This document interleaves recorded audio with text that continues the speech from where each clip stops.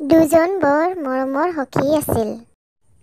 এজন মৰিবৰ সময়ত তেওঁৰ পুতেকক সখীয়েকৰ হাতত গতাই দি ক'লে, সখী, মোৰ ল'ৰাটো তোমাক গতালো। তুমি তাক বুদ্ধি ভৰসা দি চলাই মেলি মানুহ কৰিবা। পুতেককো সি ক'লে, মোৰ সখীৰ হাতত তোক গতালো। সখীয়ে তোক যিহকে কয় তাকেই কৰিবি। যেনেকৈ চলায় তেনেকৈ চলিবি। কোনো কথাত সখীৰ বায়েকৰ চুলি এডালৰ সমানো আঁতৰ নহবি। কোনো কাম কৰিবলগীয়া হ'লে সখীৰ কাণ চুৱাইহে কৰিবি। বাপেক ঢুকাল। পুতেকেও সেই মনে চিতে তাৱেকৰ কথাত চলি আছে। এদিন তাৰ ঘনীয়েকৰ ল'ৰা এটা উপজিলত সি তাৱেকক সেই বাতৰি দিলেগৈ। তাৱেকে তাক ক'লে, তোমাৰ ঘৰৰ পিছফালে পোতা পুখুৰীটোত ল'ৰাটো নি এতিয়াই পুতি থোৱাগৈ। সি তাৱেকৰ কথাত অবাক হ'ল। কিন্তু বাপেকৰ আজ্ঞা সুমৰি একো নকৈ ল'ৰাটো নি তাৰ ঘৰৰ পিছফালৰ পোতা পুখুৰীত পুতি থলেগৈ। ইয়াৰ এবছৰৰ পিছত তাৰ আকৌ এটা ল'ৰা উপজিলত তাকো তাৱেকে আগৰ দৰে পুতি থবলৈ ক'লত সি মনত বৰ বেজাৰেৰে তাৱেকৰ কথা সাৰগত কৰি মানি তাকে কৰিলে।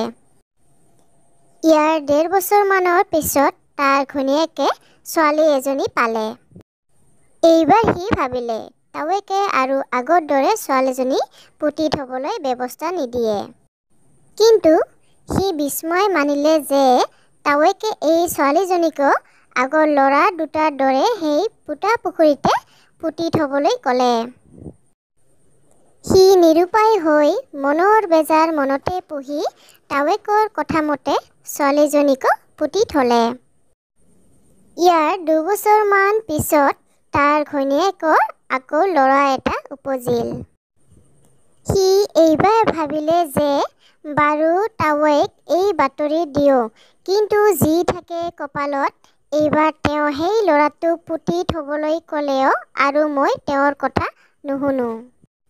ইয়াকে ভাবি সি তাৱেকৰ ঘৰলৈ গৈ ল'ৰা হোৱা বাতৰি দিলত তাৱেকে তাক ক'লে, বোপা, এই ল'ৰাটো তুমি ধুৱাই পখলাই লোৱাগৈ। কিন্তু মই এটা কথা তোমাক কওঁ।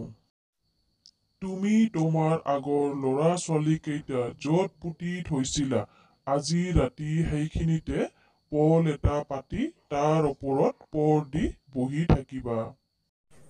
তাৱেকৰ কথামতে সি ঘৰলৈ গৈ ল'ৰাটো ধুৱাই পখলাই ল'লে আৰু ৰাতি সেইদৰে পোতা পুখুৰীৰ মাজত পল এটা পাতি পৰ দি থাকিল। ৰাতি দুপৰ হৈছে। এনেতে বৰটো ল'ৰাই গাঁতৰ ভিতৰৰ পৰা মাত লগালে, ভাইটি ঐ, মই থাকিবলৈ নাপালো। পোৱাহেঁতেন তাক থিয়ই থিয়ই শুলত দিয়ালোহেঁতেন। উফ কটা ভাল হাৰিল।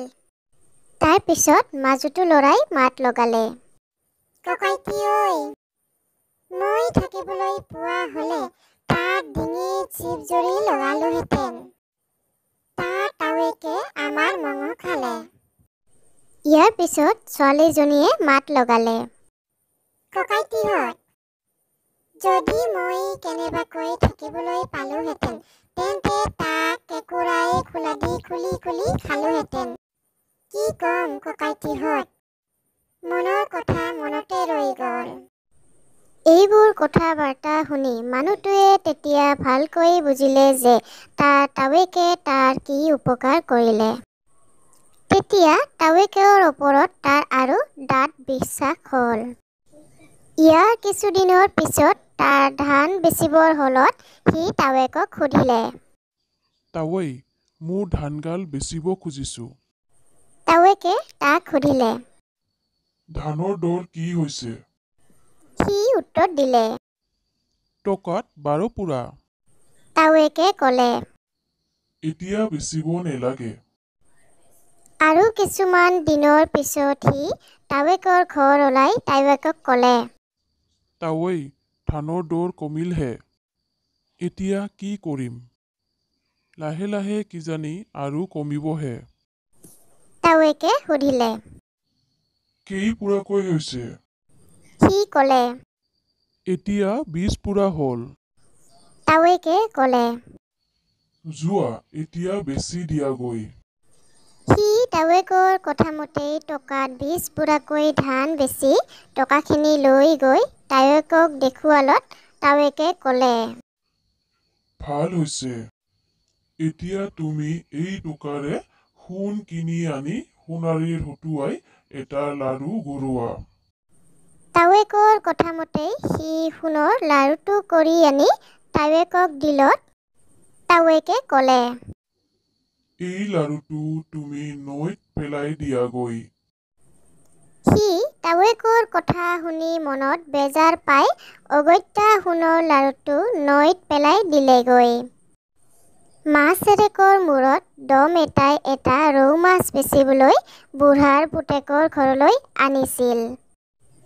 সি ৰৌ মাছটো লৈ কাটিলতে তাৰ পেটত সেই সোণৰ লাৰুটো ওলাই পৰিল।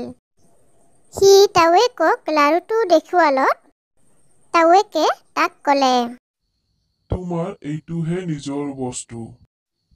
যোৱা এইটো ভালকৈ থৈ দিয়াগৈ। তুমি কিজানি আগেয়ে মোক তোমাৰ শত্ৰু বুলিহে ভাবিছিলা।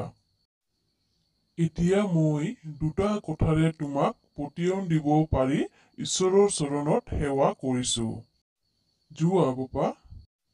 তুমি ধৰ্মত মতি ৰাখি ঈশ্বৰৰ চৰণত নিৰ্ভৰ কৰি সকলো কৰিবলগীয়া কাম কাজ কৰি সুখেৰে খাই বৈ থাকাকৈ।